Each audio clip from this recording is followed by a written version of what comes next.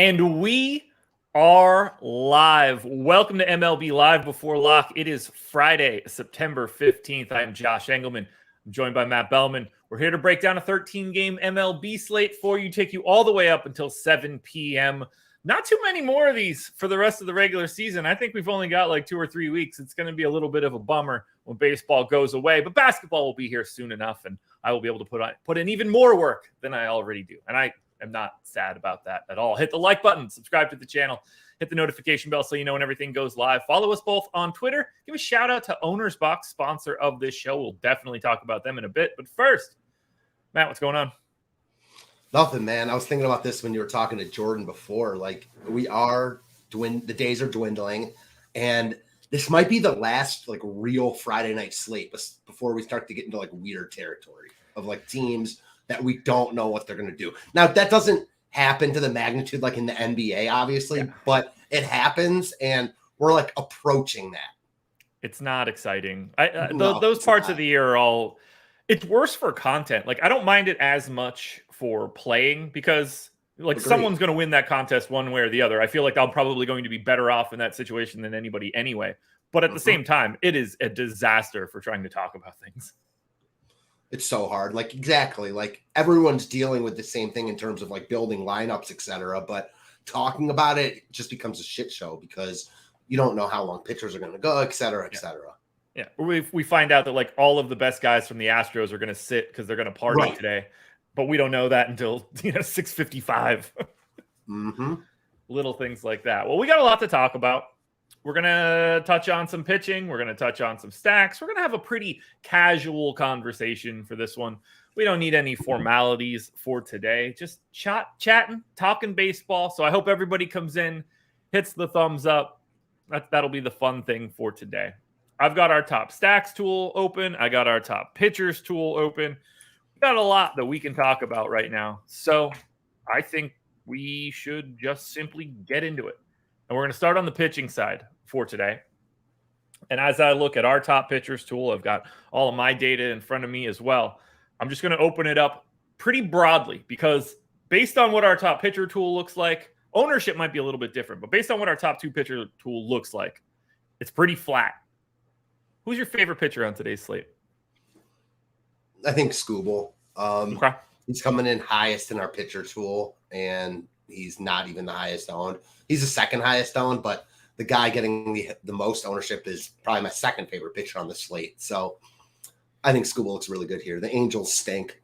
Again, we don't know. Like, the Tigers certainly aren't going to push Skubal. They're not competing for anything. I think maybe in his last couple starts, he's limited. Maybe that starts tonight, but I doubt it. Great matchup, really good pitcher.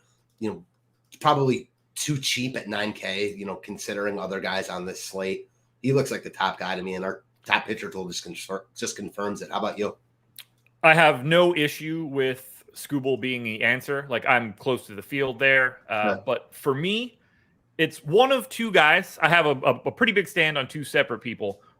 I'm going to say my answer is Griffin Canning for right now. The opposite side of that game, obviously a really nice spot. If you wanted to tell me it was Seth Lugo, I'd be perfectly fine with that answer as well. They are the 3 highest owned guys on today's slate. And because of their prices and their matchups, to me, their ownership it all looks really good. I have no qualms playing $8,200 for Griffin Canning in this spot. I have no qualms paying $8,600 for Seth Lugo in Oakland. And then I have no problem going to Skubal because it's a great spot.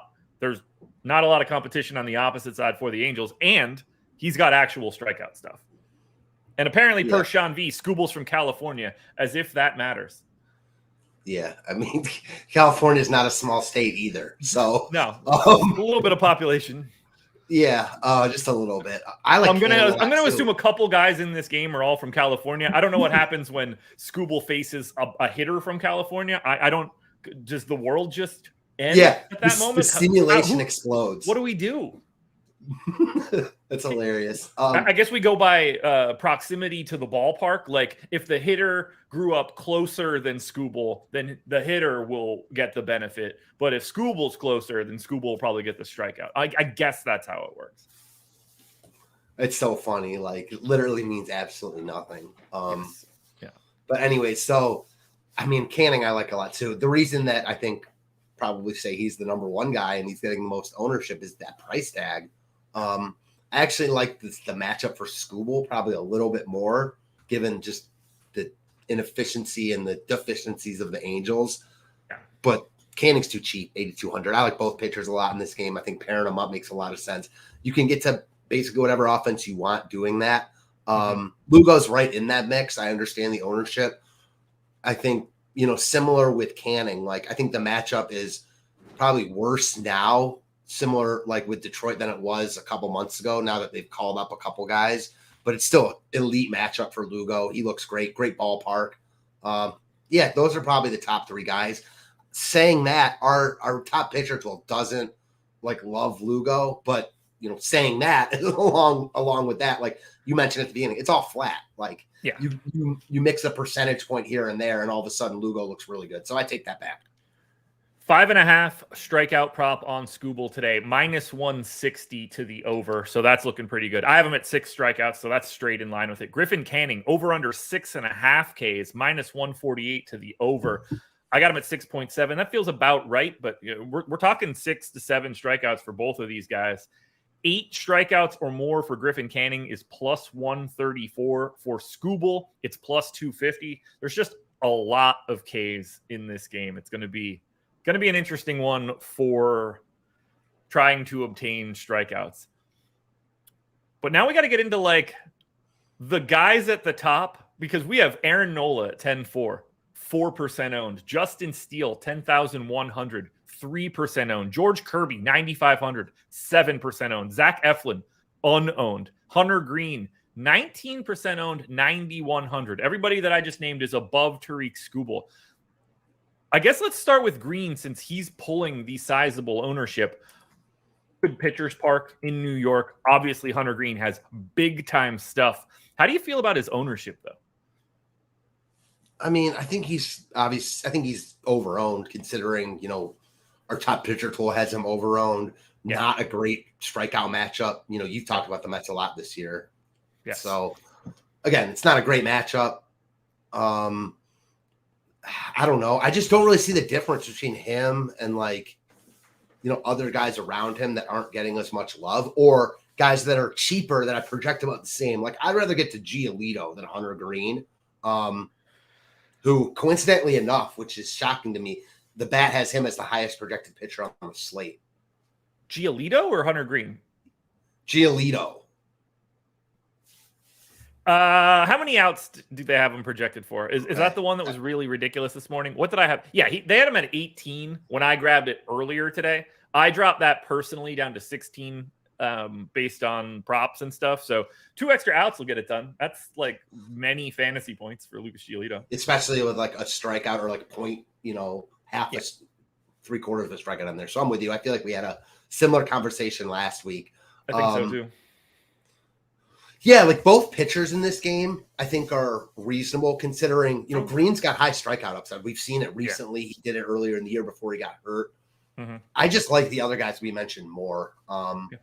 And given our tools, I mean, those guys are also quote unquote over-owned, but there's ownership going to enough guys on this slate where I'm not too worried about it. And it's more like, I don't see pitching winning this slate. I just don't want it to burn me. I don't have much of any of those guys at the top. The most I have of anybody that I name that's priced above Tariq Skubal is George Kirby at 10%. And that could be randomness. I'm not getting to Nola. I'm not getting to Steele. I'm not getting to Eflin. I'm not really getting to Hunter Green. I'm way below that 19% ownership number. I just don't see that mid tier is just absolutely loaded, that there's no real reason to grab all that additional salary. Now it scares me a little bit, because I'd say that in the grand scheme of things, Aaron Nola and Justin Steele are probably a little under-owned, as is even Eflin at 1% ownership. He could probably deserve a little bit more. But I just don't really see the need to go there, because these other spots are just fantastic. And it's weird because I had a little bit more of Jesse Schultens earlier today. I don't have that now. I basically don't have anything at the bottom. David Peterson, the only guy 10% or more owned, sub Griffin Canning at 8,200. So from 8,100 and down, the only person that gets the double digits in ownership is David Peterson. I don't have a single person in that entire range north of 6%. I am just very concentrated from like Griffin Canning to Tariq Skubal. The guy that does stand out to me, like given our tools, is George Kirby. Like surprised in that matchup. He's, higher than a bunch of the guys we've talked about, like in our top pitcher tool. I mean, it's just such a tough spot. It's hard to get there on this slate. He's also a guy that's under-owned. I know you said you were getting a little bit of him. I get it. Like, I just, it's hard to see in that spot why he's above like the Lugos of the world. Anybody you don't like today that's getting ownership? I mean, we have 1, 2, 3, 4, 5, 6. We have 7 guys, 10% or more. If you want to round up on Jack Flaherty, that'll make it 8. Any of those guys that are getting any love that you don't like, Giolito and Hunter Green are the 2 that I'm ultra light on. I mean, not really. Like, I think Hunter Green and Giolito, are probably the guys that I like least out of the guys getting the ownership. But even then, like, I understand why they're getting love. So it's not something where I'm like, I would actively avoid them.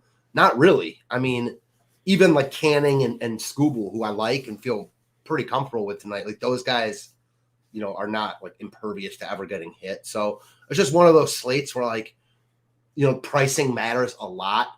I think, Lugo, as you mentioned, Canning, Skubal, that tier is just too cheap. It is. It really is. It's really hard to talk. Like, if you want to tell me you like John Gray, Javier, Bayo, Flaherty, Miley, Brandon Pfaadt, Zach Thompson, Jesse Schultens, like, I think all of these guys are like 3 to 5% owned type dudes, and you can just sort of pick whichever one you want. It's so blurry at the bottom. There are like, don't give me any Chase Anderson. Don't give me Zach Greinke. Don't give me Sean Newcomb, although that's a little bit closer. But other than that, I think kind of everybody else at the bottom is just a grab bag. I think if I were playing one of those other guys, it'd be Pfaadt. Just given like the potential upside there. And obviously, you don't love the matchup, but it's not like it would be crazy to see him outscore David Peterson at not at all. But 5th of the ownership or whatever it is. Yeah, I think Peterson had like 20% ownership this morning when I did the show, and I was like, oh, I'll never get to that. I'll just get to all these guys in between. But at 13, I don't think it's too crazy, but it has sort of just stopped me from going anywhere else. Part of it has to do with the fact that I have Griffin Canning projected better than anybody else on the slate. So when you have that as the mid-tier priced pitcher, you're just going to be everywhere. I'm just happy it's only 43% of my lineups. I assumed I would have him in even more, so I got lucky there. Well, I think it's just because there's guys like priced around him that probably might not project like as well as him, but similarly. Okay, so since we've started, we did get the Diamondbacks lineup and the Padres lineup. So we still are waiting on Tigers, Angels, Cubs, and Dodgers. That's actually going to be like pretty essential to get all of that stuff. I'm going to hold off as long as I can to actually run my stuff. Let me go through the main guys that I have right now. I mentioned Seth Lugo already. He's my most exposed pitcher at 48. Griffin Canning in 43. Bobby Miller showing up in 24% of my lineups right now. 10% owned. Not sure I love it. Don't really know why it's happening. He's fine. Like, talented enough pitcher. Scary matchup against Seattle. Good park at the very least. Do you have any Bobby Miller thoughts for today? My thoughts are I like the play as an ownership play off of Canning, Skubal, Lugo, those guys, because I like those guys slightly more, but slightly more, like not even more than that. And like Miller's very good in his own right. Seattle strikes out a lot. All of a sudden, like, Miller, who we're projected to be 10% owned, wouldn't even be surprised if it's a little bit less than that. And like some of that ownership goes to the other guys we've mentioned. And if he beats those other guys, you're in a really good spot because he's just not going to get nearly the ownership. And he's one of those guys like Price right there with them that's not getting the love, that has the same upside as them. So he doesn't project quite as well, but that's okay. I just put it up on the screen from Straight Cash Homie. Coached against Bobby Miller in travel ball. His nickname was Buttercup. I don't know what to do with that. Same. I hear Buttercup, and all I think of is the name of the horse in Half Baked. So Best I can do. Great movie. Oh, so good. So good. Bobby Miller, 24%. So that's one of the bigger stands that I have. It's like I'm well over on Lugo and I'm well over on Canning, but 2Xing Bobby Miller. Tariq Skubal is next at 21%. And then everybody else is basically 10 or below. That's Kirby. That's Barrios. That's sort of the extent of my heavy pitching exposure. It's all like 5% or under. Is there any names that we haven't talked about that you think we should talk about? Not really. I mean, like, there's guys scattered around there that like you could make a case for, Barrios, Zach Thompson, Eflin you mentioned, but like no one stands out. There's a reason that they're not getting ownership. Flaherty's an interesting one. I could see him pitching really well here. I could also see him not. I mean, because it's Jack Flaherty. Our tools hate him. Other projection sites like him a lot more than that. So I get why he's getting a little bit of love. I'd rather play Bobby Miller, although Miller's $1,200 more expensive. So I think we talked about the guys getting ownership. It's interesting, like you mentioned earlier, that like the top guys aren't getting any love, but they don't really deserve to get any love, in my opinion. Tough matchup for Steele. Not really a high strikeout guy. The tools like him, and as you mentioned, like they're going under-owned, but I just don't think it's where you need to get there. Yeah, as I look at Steele, I'm a little bit lighter than our tools. We have him 13% top 2 pitcher. I have him 9. Not that that's like a giant difference, but it does make the 3% ownership look a little bit more correct to me. Should he be higher? Also, like that puts him like that. If you make him like, let's just even say 10%, like that, all of a sudden drops them down like 5 spots in the tools. Yeah, I think he should probably be like 8 to 11, somewhere in that neighborhood. So he's definitely under-owned. There's just talent there. The problem for Justin Steele lies in this particular matchup for him because the park is great. It's going to limit power, and that's going to be very helpful for him. Where the problem lies is this. Justin Steele's strikeout rate against lefties, 29%. Against righties, 23%, which is pretty close to league average at that point. Diamondbacks are going to trot out 8 righties. It's just not the same sort of massive strikeout matchup that could exist if he's got a couple other lefties out there. His strikeouts come same-handed, and they're just not running those guys out. It's going to be 8 righties. And like Ketel Marte, 14% projected K rate against lefties via Steamer. Christian Walker's at 19. Gurriel's at 17. Moreno's at 19. Rivera's at only 20. That's a lot of guys either at or below league better than league average in terms of not striking out. I think it's just a bad matchup for Justin Steele. It's not even like Arizona's like Cleveland and they don't strike out and they stink. Yeah. Arizona's not bad. I mean, they're not amazing, but they've got good right-handed hitters in their lineup. And like Steele's not even the type of guy I'd be shocked if he,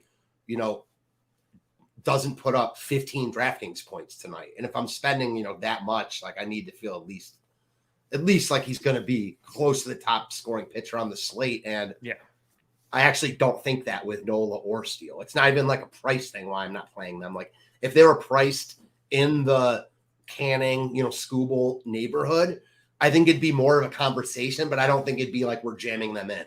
No, not at all. Like if Justin Steele were just facing the Angels or the Tigers, like he would look great. He's just not doing that right now. So that's where we stand. I think we've probably squeezed everything we can out of pitching. It's just a really blurry day where the top and bottom don't look as interesting as they can. So I assume Aaron Nola and Zach Eflin and Justin Steele all go out and just spin gems on basically no ownership. But now I want you guys to hit the like button. 421 of you are in here. That's kind of fun to see. Happy to have everybody here. Schedule for the rest of the day. One person needs to leave. Simple. I agree. It'll be me. I was going to click out of this, but I didn't want you to panic. We'll just, I'm gone. And it's just you dead center of the screen. That's funny. No more shows today, folks. This is the end of the line for live content tonight, but we're here tomorrow. Plenty of content. We're certainly here Sunday with 4+ hours of NFL coverage, so don't miss any of that. You'll get me leading off the day. First half hour is me solo breaking down the NFL. And now that I've got a week under my belt, I feel much more comfortable speaking about the NFL. It's been so much MLB every single day for me that it was really hard to get prepped for NFL. I even feel like I'm too far down the line in NBA and I need to start really catching up because that's coming in like 5 weeks. Neither here nor there. It is now time for us to talk a little bit about some stacks. This is where it starts to get kind of squirrely. I'm in really weird places today. And I'm anxious to hear what you like and how you feel about the garbage that I am getting to. So we can look at a top stacks tool. We have San Francisco, 16.5% odds of being a top 2 stack. Let me refresh just in case we've gotten an update on that. Nope, 16.5 for San Francisco, 14 for Houston. Next closest team after that is going to be at 6. How do you feel about the Giants in Coors?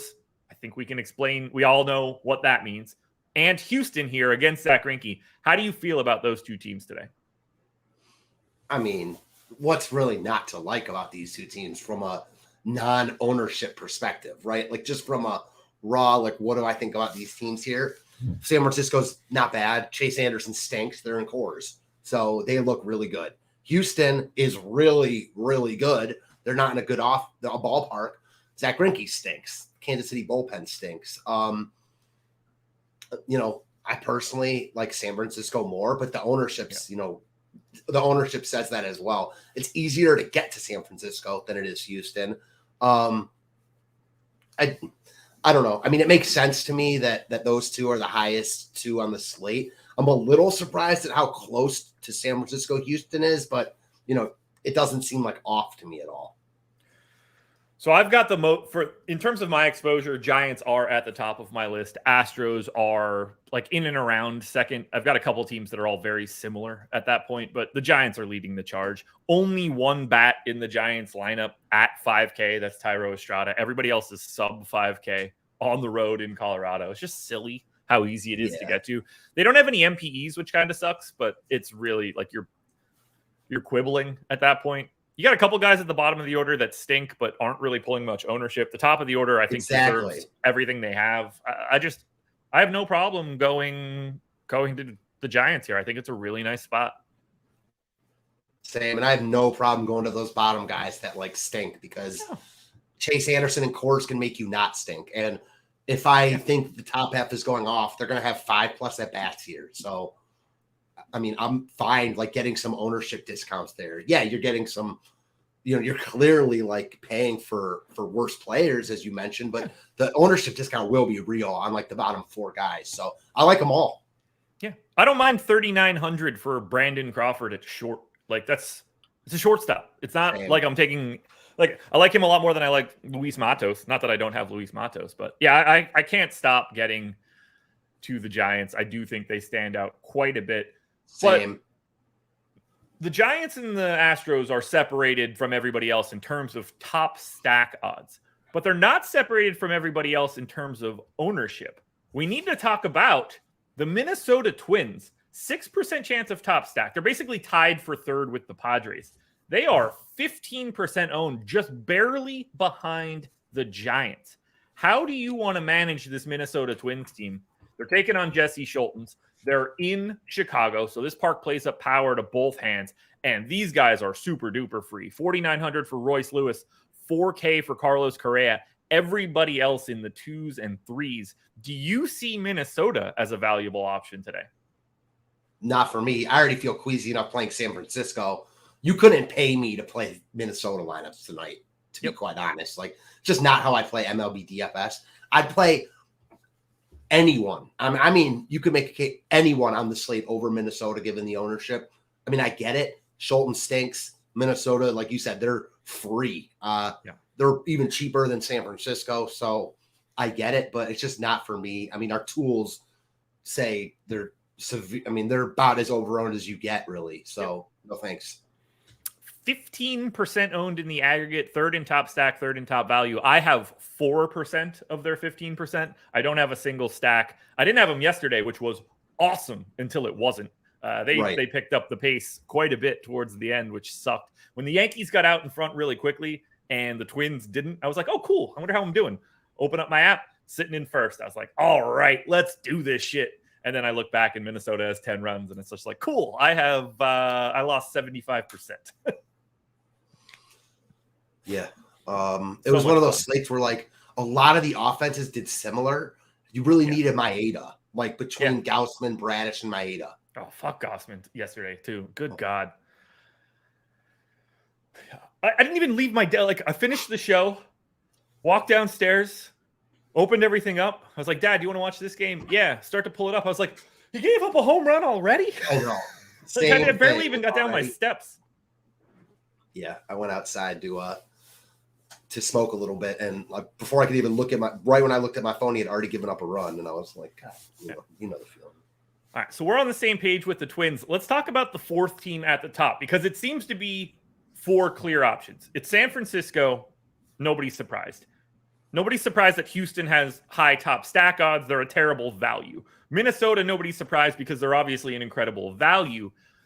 San Diego is sort of like in the middle of the pack of all of these things, but they're also getting ownership. 6.5% top stack odds. They are the ones that are tied for third, essentially, with Minnesota. They're clearly expensive in portions. We know what their lineup looks like. They're pulling 8% ownership. How do you feel about the Pods in Oakland today? A tough ballpark for power and runs against Sean Newcomb, because there's a lot of pop in San Diego. There is a lot of pop in San Diego. I do prefer them against lefties. I think the weather is more hitting conducive than it usually is in Oakland tonight. Yeah. With that said, still, like, no, I'm just not going to do it. I'm done playing San Diego, especially in Oakland. Like, no. I'd play them over Minnesota, and I like their bats, but I like Houston, San Francisco much more. So I get it, but the ownership's already there, and they don't really look any different to me than like the Phillies, the Cubs, the Brewers. So I don't know. I think the ownership's already there. It's too much for me, and no thank you. 8% aggregate ownership coming to the Padres. I have 3 and 1 random 5-man stack. So you and I are on the same page in terms of fading Pods, fading Twins. I like where we're starting here. But now we got to get into the weird stuff. This anybody can talk about the 4 teams that are supposed to be the 4 highest scoring stacks for today. Let's get weird now. Who are you? There's one weird team I'm using. I'm anxious. I got a couple weird ones. One that I don't like at all. One that's a little bit more tolerable. Hit me with it. Who is it? Give me Colorado, like with San Francisco. Okay. That was not one of mine, but I certainly don't mind it. But it scares the shit out of me with Logan Webb. Talk me through Colorado. Obviously, fantastic ballpark situation. Fantastic ballpark. Their lineup has upgraded with Chris Bryant, who's actually been hitting since he got called up. This is the 3rd time Webb has seen Colorado in the past, 2 weeks. He hit through a complete game shutout. Previous 2 were in San Francisco. Complete game shutout the first time. Last time he gave up a bunch of hits, but still came out unscathed.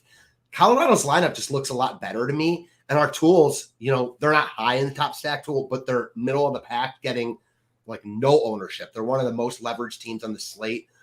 I like what I've seen out of them. That's a good way to balance out San Francisco's high ownership.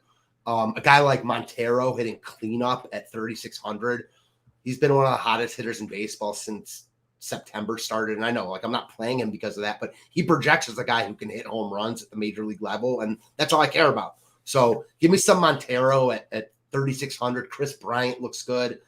I like Colorado here, as a contrarian stack. Obviously, I don't think their chances of success are as high as the teams up top, but I love the fact that they're getting 0 love. Webb is good, but he's not a guy I will never take bats against. And I like some Colorado here.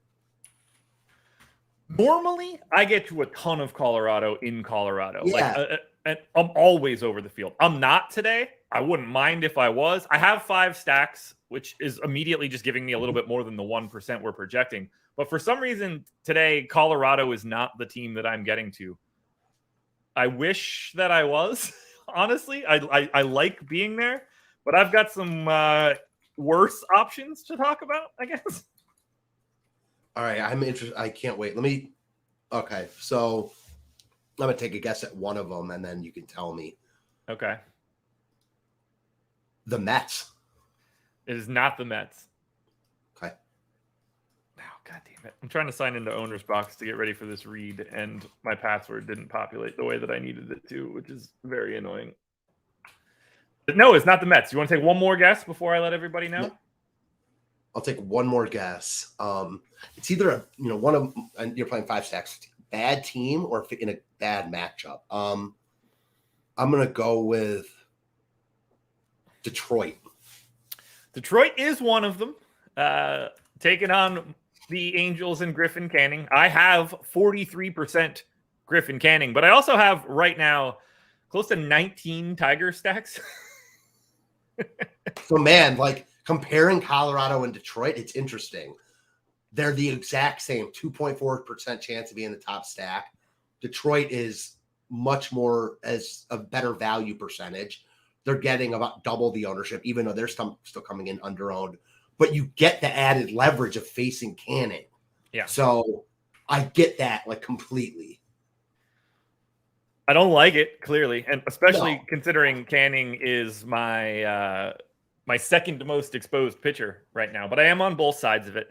There's enough pop for me to be interesting. But if Canning's in a third of lineups, it just makes the path a little bit cleaner for Detroit. And I think Canning's situation here is more of a strikeouts upside, which is interesting for him and not necessarily like a blow away the Tigers situation. Yeah. So I'm getting to a bit of the Tigers. I'm also getting to a bit of the Cubs. You mentioned them a little bit earlier, but they are 2.5% owned. That's 11th overall. I have 17 stacks. I have close to 8% of the Cubs. So basically everybody's around 3%. I have like 7 or 8. That feels okay to me. I don't like the park, but I don't mind attacking Brandon Pfaadt. And then the one that I don't like the most, I'm getting to around 20 stacks of the Baltimore Orioles against Zach Eflin. That one doesn't make me feel good because I think Zach Eflin is actually good. Yeah, he's good, but so is Baltimore. Like, they're a team, if they get to Eflin, like, they're hitting home runs. I mean, they've gotten to better pitchers than Eflin. So, like, our tools don't like them. They like the Detroit play a lot better, but never mind using them. A couple things. One, they're good. Henderson leading off is really good. They've got other really good hitters in their lineup. They also just called up another one of the top prospects in baseball. Yeah. Kerstad hitting 7th at 2K. So it just makes their lineup look even better. Yeah, I got 9% of him right now at the flat 2K. That's getting him into the 7 hole is much more appealing than if he hits 9th for anybody that watches the strategy show. Shout out Evan Carter. Yeah, I was really surprised to see this one because I don't really see the appeal for Baltimore. Eflin's not getting any ownership. So I don't know what is causing them to other than just criminally low ownership. I don't know what's really driving them for me. I wish Eflin was getting a little bit of love so I could at least understand it more. But for right now, it appears it's Baltimore. Maybe that changes. I clicked run on my stuff a little bit ago. In like another minute, I'm going to have everything updated. We got the Dodgers lineup too. So we're down to just the Angels lineup that we need. I ran it before the Dodgers one came in. So I wanted to make sure I had something pretty close, but I'll be able to run it again after that. Before we keep looking at stacks, I got to talk about the sponsor of this video. That's going to be very important. And we're going to pull it up on the screen right now. Boom. You can see it. Sorta. It's Owner's Box, folks. They are the presenting sponsor of this show. And the big thing for Owner's Box is going to be twofold. We'll start with the easy piece from them. Click the link in the description. Deposit at least $10. That's what we need to activate everything. But you can get up to $500 in Owner's Bucks based on your deposit. They'll match anything up to $500, 100% match. So my recommendation is to go for the full 500 if you can, because you're going to get that in Owner's Bucks. You're going to be able to slow trickle that. You get 4% unlocked for your entry fees. I'll have it covered in a couple weeks from the NFL. So it's nice. That's what you get from the Owner's Box side. From our side, by clicking that link and depositing at least $10, you're going to get 1 week of our NFL Sims Max package. I know the banner at the top of the screen says month. I forgot to copy over my the proper. Yeah, all right. We're going to switch to the strategy show one so it reads correctly. You'll get 1 week of our NFL Sims Max package. That is going to cover you for everything you could want for this NFL Sunday. That gives you access to everything that we have. So projections and ownership and top stacks and all of that good stuff. But you get to use the Sims tool unencumbered. Generate up to 10,000 lineups in like a minute. Set up all your stacking. Check out the ROI for individual players, stacks, each lineup. You're going to be much better off using our Sims tool. I used it in full to play on Owner's Box last week. I finished 10th. I know Steve Buzzard, the Colts, used the exact same tool. He finished, I believe, 3rd, maybe 4th. So we put 2 of us in the top 10. I think there might have been a 3rd stochastic person up there as well. Yeah, Jordan Frank was up there. Those 2 guys refused to switch their avatars. I already yelled at Jordan about it. I'll let Steve know in the future. But here's the key piece for everything for Owner's Box on Sunday. And this is why you should sign up. They got about 12,000 entrants into their contest last week, paid out $50K to first. They shrank the size of the contest a little bit, but it's still $50K to first. 13,875 entries. I think we're going to see at least reduced rake, if not just straight up overlay. And that is what we're looking for in these situations. If you can bring down the amount of rake that's in a contest, that's going to be very beneficial to you long term. I expect this Owner's Box contest to be the best contest anywhere in the industry that's paying out with any sort of substantial payout at the top. Don't sleep on it. Use the link in the description. Sign up at Owner's Box, get yourself some bonus cash, use our Sims Max tool, and get into the best contest you're going to find for Sunday, and try to beat me. You won't, but you can try. Anyway, link in the description. I'll talk to you guys later about Owner's Box. Let's get back to baseball. Oh, man, I can't believe it's almost Sunday again. That did not take long. No, that's the NFL for you. All right. Any other weird teams that you're looking at? I'm trying to see any other teams that I have like a little bit of, or teams that are pulling some ownership that maybe we're surprised about. Anybody else on your list? Anybody else sort of like the Rockies that like aren't getting any ownership that you have your eye on? I think the Phillies look good against Thompson. They are the most expensive team on the slate, though. So really, really hard to get there. They're coming in with leverage, obviously, because of that. It's one of those slates, though, where it's like, I was thinking about this when you were doing the read.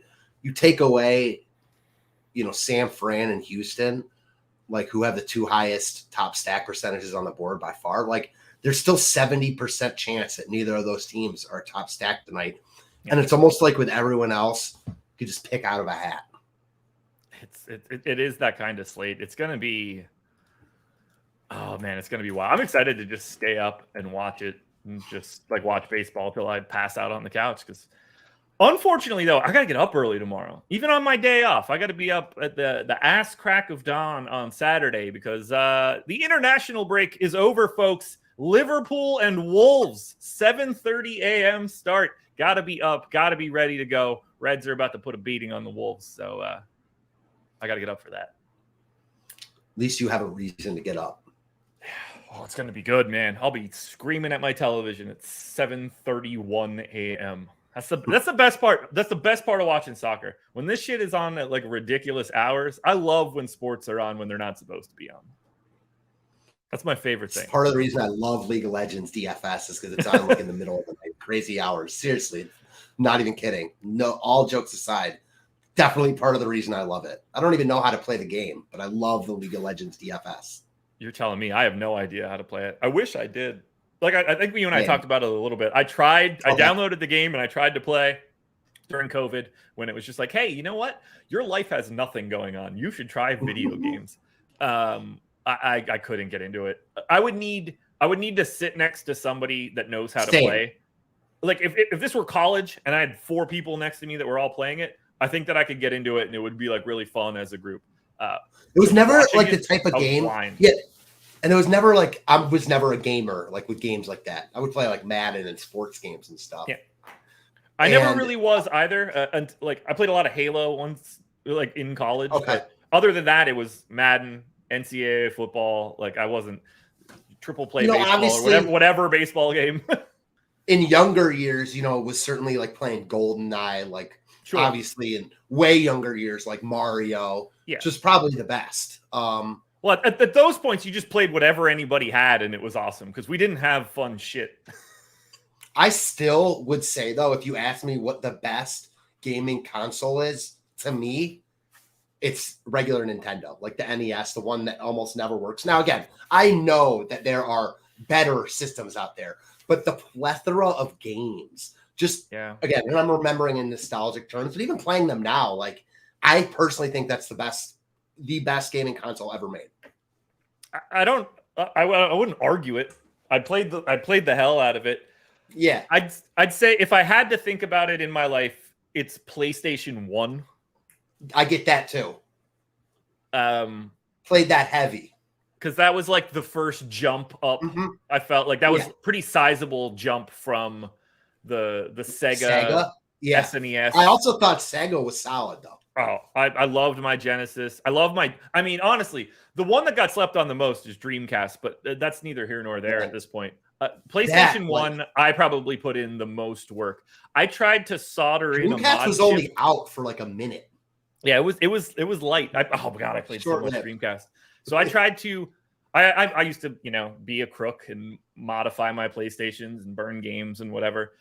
And I tried to solder it. So this would have been, I was probably like a sophomore in high school, somewhere in that neighborhood. Just thinking about it right now. And I tried to solder in the chip into my PlayStation. I wasn't really thinking about it. I set the soldering iron down, melted the whole side of a TV, which was like not okay to have done at that point. 100% broke the PlayStation. That became unusable. However, shout out to Walmart. I still had all of my stuff for the PlayStation. It wasn't new. I packed that bad boy up and returned it to Walmart, and they gave me a new one. Not only did they give me a new one, I had the original PlayStation 1 version, and they gave it to me. They gave me the PS1 when they rebranded it and shrunk it. They gave me a brand new model too, just straight out the door. It's amazing. I couldn't believe that I had pulled that one off. I don't know why I remember that right now. I haven't thought about that memory in 25 years. That's such it's just a great feeling when shit like that happens unexpected. Yeah, Josh is not an electrician. My father-in-law is and was an electrician. He's a little bit less so now, but ran his own electrical business for 25 years. I would imagine he is embarrassed by me when I ask questions about electricity. That's funny. I remember having you're talking about I remember having the Game Genie for Nintendo. Oh yeah. Man, it was useless. And you'd be finding, you'd be looking in magazines for the codes, be like, yo, I figured out how to get unlimited lives or always on fire in NBA Jam. It's so funny because back then, if you told me all this shit that was available now, I'd be like, oh my God, it's amazing. But thinking about back then, I'm like, that was amazing. All the stuff you're talking about, such good memories just talking about it. I still have flashbulb memories of buying Madden the day that it comes out in GameStop. Oh yeah. Buying NBA Jam Tournament Edition with my birthday money. I can picture holding it in line and I'm 10, 9, something like that. And I still have that flashbulb of the store that I'm in that does not exist anymore. It's crazy. Yeah, it's so great. I've got tons like that too. It's just great thinking about them. And you never know, you said you hadn't thought about it in 25 years. You never know what's going to bring it out. Oh, it's a good time, man. It's a good time. Yeah. 500 people in here as we talk video games. We got about 15 minutes before we're going to get out of here. So hit that one more video game question. Okay. We got plenty of time. Favorite video game, your favorite and best video game of all time. Doesn't have to be the most well-made game. Your favorite video game of all time. So we're basically talking the game that I played the most. I mean, yeah, sure. But you don't have to think about it like that. I mean, there's never been a game I liked more than the NCAA football franchise.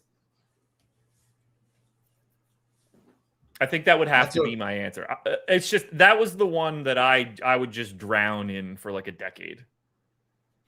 There are if we want to get to an answer that isn't just a chain basically of video games. That's kind of what I was thinking. Yes, I was a specific game. Little League Baseball for Nintendo. Okay, yeah, I love that. That was the coolest shit in the world to me. Mm-hmm. But I can name a couple more like that have just giant memory packs in my brain. What about you? What's your answer? I'm going to say Mike Tyson's Punch-Out. Sure. And part of the reason I feel like I think Nintendo is the best console ever is because when I think about this question, all I think about are the Nintendo games. Like, even stupid ones like Paperboy. And when me and my sister would just be playing Metroid, all the Marios. We'd just be playing and playing. Marble Madness, I played a lot of. My God. Even Game Boy, Marble Madness was such a good one. Yeah. Snake Rattle and Roll was one that I played like an overwhelming amount. Adventures of Lolo 1 and 2. California Games. There's so many Nintendo games. Oh my God. I just want to go play now. We're just gonna say it's 7:00, whatever. We're gonna get out of here, go play some Nintendo. It's gonna be a good time. Tecmo Super Bowl, obviously, just a legend. Tecmo Bowl itself, just legendary games for kids that like sports. I mean, it never. I loved all of it. I was really shitty at Mega Man. That was one that I never really got into, and I don't know why. I was just terrible at it. That was one I really never got into either. Like, I've obviously played it, but it was like just one I really didn't, understand or care to learn. And there were some like definitely weird games we played. Not on the weird game, but Zelda's another one I think about, like memories of playing, like me and my sister, just on and on. Such good old days, man. And, like, half the time, like the system wouldn't even work. Oh, yeah. Like it's not an old like folks tale that you'd have to blow in the games, blow in the system. That was real. No, it was just like, oh, you soak it in rubbing out. Like everybody had their own gimmick of like, no. I know how to get it to work, man. And like your own system had like little spots. Like I would never assume that I could fuck with my buddies' Nintendo. It's just like, if that's yours, you know what little wiggle it takes to get that bad boy started. 100%. Oh man, that's some good stuff. All right, chat, hit us with some questions. We're here now. We've got about 15, 20 minutes. We're gonna about 10 minutes before we get out of here. Hit me with your questions. Whatever you want to know, whatever you want to ask about, we have plenty of time to get into it. So I say we just do it. I'm about to run my final run of everything that I've got. Only lineup we're waiting on at this point now is the Angels lineup. I don't expect to have too much of it, so I'm feeling pretty comfortable to get myself started. I'm going to make sure we don't have an ownership update yet. Best I can tell, we don't. So now I'm going to let it rip. A lot of answers in chat for games that they love. Things that like aren't on my list. Final Fantasy X, RC Pro-Am, great game. Parappa the Rappa. Yes. Donkey Kong. Great game. Emac, did they have what did you do back in the day, Emac? Like what was your kind of game before electricity? Yeah. They still were doing the hieroglyphics, right? Emac's like, Pong was great, man. All I needed was a line and a dot. Do you know the game I'm thinking about? It was like Double Dragon? Double Dragon. Okay. Double Dragon. Either one. Both of those. One. Double Dribble and Double Dragon. Both fantastic games. Yes, agreed. My MJ versus Bird. Oh yeah. And was it called Hoops? Hoops? One of those two. Something in that vein was good. I will say basketball games in that day were like not very good. Not so much, no. Once we got to Sega, Coach K basketball, I loved. Maybe I just loved it because I was a Duke fan, but that was a game that I like really got behind. Oh, it's funny. I was just listening to the JJ Redick. Have you ever listened to the Knuckleheads podcast with Q and D Miles? Yeah. I just listened to the JJ Redick one from 7 months ago. It's a good listen, especially if you're a Duke fan. I don't know if you've heard it. I don't think that I have. I've probably seen clips of it. I usually see that one more in clips than I do in just sitting down and hearing it. Those two guys are a lot different than JJ Redick. It's just a great juxtaposition, them interviewing him. Also good to hear him being interviewed, considering I'm sure you've seen a lot of the Old Man and the Three and stuff. Oh yeah. Kudos to him for becoming that. Yeah. I mean, I've been a fan since the moment he got to Duke. I can picture buying his jersey, all that good stuff. I mean, he's only hated because he was really the man. Rob P just hit it, and we didn't say it, and it was great. Excite Bike was incredible. Incredible. The fact that you could build your own tracks, too. Oh, my God. So good. I wish I would have said that earlier. So good. Excited by what was the RC Pro-Am? Like, we got a lot of that one in here too. Yeah. PGA Tour before Tiger Woods, also good. There's so many good games. Metroid is another one. Not sure if I mentioned it. Man, the kids these days have no idea. Oh, College Slam, Diablo Biscuit. I forgot about that game. Good shout. Bulls versus Lakers. Yeah, fantastic. Blades of Steel, fantastic. Dig Dug, Marbles. Playing Marbles. Yeah, that would have been the EMAC answer, I guess. All right, I got my stuff running. Halfway there. Underrated Nintendo game is the Bart Simpson game. Can't remember the exact name. There was a couple of those Simpsons games that got really good. Whatever one ended up being in the arcade, I played a lot of. It's the arcade Simpson game. God, you're bringing me back. Dude, the arcade games were the best, but I had a hookup. So my best friend's dad ran an amusements company. So like vending machines and soda machines and stuff, but he also did video games and stuff. So their garage at home would have a shit ton of games, and he would just be swapping them out of different places. So we just open it up, flick the little switch instead of having money, or just throw one quarter in over and over and over again. So I got to play a lot of arcade games just for free, as long as like they were video games. Time Crisis. This is one I can picture very vividly.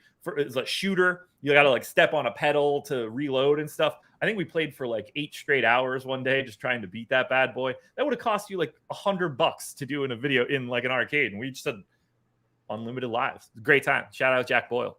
Just turned 70. What up, Jack?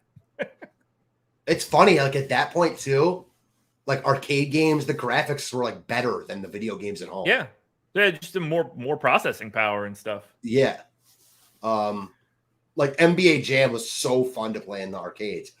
I was never like Mortal Kombat too. Yeah, Mortal Kombat was so fun to play. Like if you actually knew what you were doing, agreed. Yeah. All right. We got a couple questions back earlier before we really dug into this video games conversation. It's just chat's going nuts on the video games. Brian Durkee sent in the super chat. Rangers versus Giolito. Matt, how do you feel about the Rangers today? Don't hate it. I mean, they showed last night they can get to anyone. Giolito's certainly not as good as Gaussman. Even in Giolito's last start, he pitched really well. Only gave up 4 hits, struck out a ton of guys, but all 4 of those hits were home runs. So that kind of shows you what a team can do against him. That was against the Angels too. They're top 10 in our top stack tool. They're getting about the ownership they should. I have no argument with anyone that would want to play Texas. All righty. I'm making my adjustments to my stacks and stuff now. I'm going to have the most of the Giants, but I'm cleaning up the bottom end. So I'll have full answers. I can let everybody know what I'm actually playing pretty shortly. It's going to be an interesting one tonight, it seems.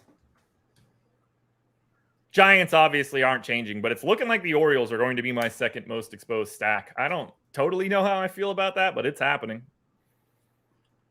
I have way less of the Astros now than I did before.